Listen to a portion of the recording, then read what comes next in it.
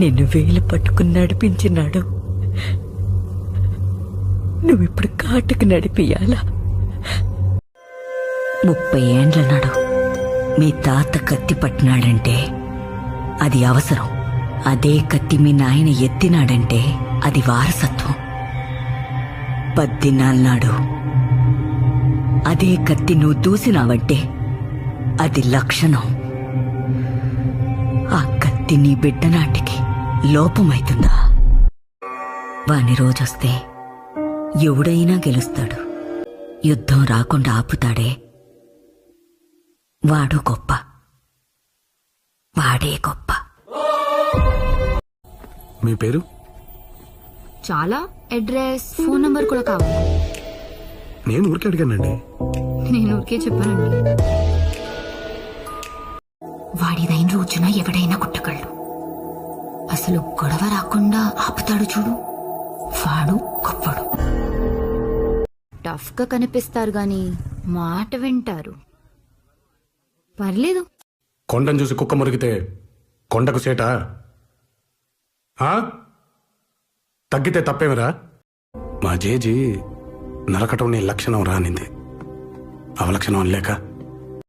మనల్ని ఇష్టపడే వాళ్ళని ఒప్పించక్కర్లేదు, మనతో గొడవ పడే వాళ్ళని ఇష్టపడక్కర్లేదు.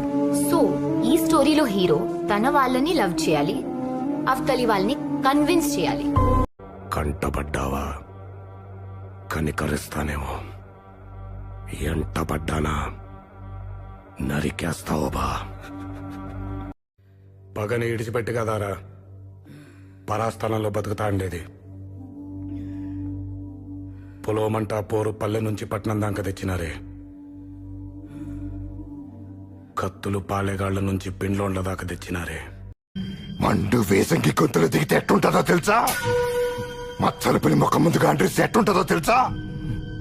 మట్టి తుఫాన్ చెవిలో మోగితే ఎట్లుంటుందో తెలుసా?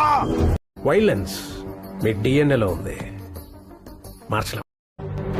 ఇయాల నుంచి మీ పల్లెలో ఏ కొమ్మలో ఆకల్లాడినా, ఏ కొట్టంలో ఆవర్చినా, ఏ చెట్టు మీద పెట్టలేచినా అది మహానంది గారి వీర రాఘవరెడ్డి కత్తి వాదరలికడే. వైలెన్స్ మా డిఎన్ఏ కాదు సార్, మా మీద రుద్దపడ్డ అత్యవసర పరిస్థితి సార్. 100 అడుగుల్లో నీరు పడుతుందంటే 99 అడుగుల వరకు తవ్వాపేసేవాడిని ఏమంటారు? మీ విజ్ఞతగా వదిలేస్తున్నాను. ఈ ఒక్కడుగు 100 అడుగులతో సమానం సార్. తవ్వి చూడండి. ఒక ఆడదాన్ని కష్టంలోంచి కాపాడితే మగాడికి హై వస్తుందంటారు. అదే ఆడదాన్ని కష్టంలోకి నెట్టి కాపాడితే అసహ్యం వేస్తుంది. యుద్ధం చేసే సత్తా లేనోడికి శాంతడిగే హక్కు లేదు.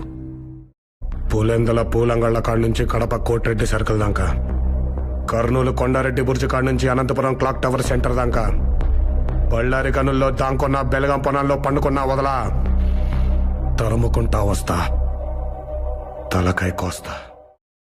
ప్రతి 30 సంవత్సరాలకి బతుకు తాలూకు ఆలోచన మారుతుంది. సినిమా వాళ్ళు దాన్ని ట్రెండ్ అంటారు, వ్యాపారవేత్తలు ఫ్యాషన్ అంటారు, రాజకీయ నాయకులు తరం అంటారు, మామూలు జనం జనరేషన్ అంటారు. కానీ ప్రతి జనరేషన్లోనూ ఆ కొత్త థాట్ని ముందుకు తీసుకెళ్లేవాడు మాత్రం ఒక్కడే వస్తాడు. వాడిని టార్చ్ బేరర్ అంటారు. వెళ్తున్నాడు చూసావా బాలరెడ్డి, వాడే ఆ టార్చ్ బేరర్. మీ ఏరియాలో కత్తులు మలవాలా కంకులు మలవాలా అనేది వాడు డిసైడ్ చేస్తాడు. తగ్గాడు కదా అని ఇంకా పిండేయాలని చూడకు బాలరెడ్డి. పాలివ్వడానికి ఆవు కాదు, పులి రక్తం తాగుతాడు. ఇది నేను అడగని యుద్ధం. ఇక్కడ చావుకేకొక్కటే శబ్దం. పాలిచ్చి పెంచిన తల్లులు సార్, పాలించడం లెక్క వీళ్ళకి. బతకడం తెలిసినోడికి నరకడం నచ్చదు. మాట్లాడితే మా వాళ్లే కాదు సార్, మా శత్రువులు కూడా వింటారు.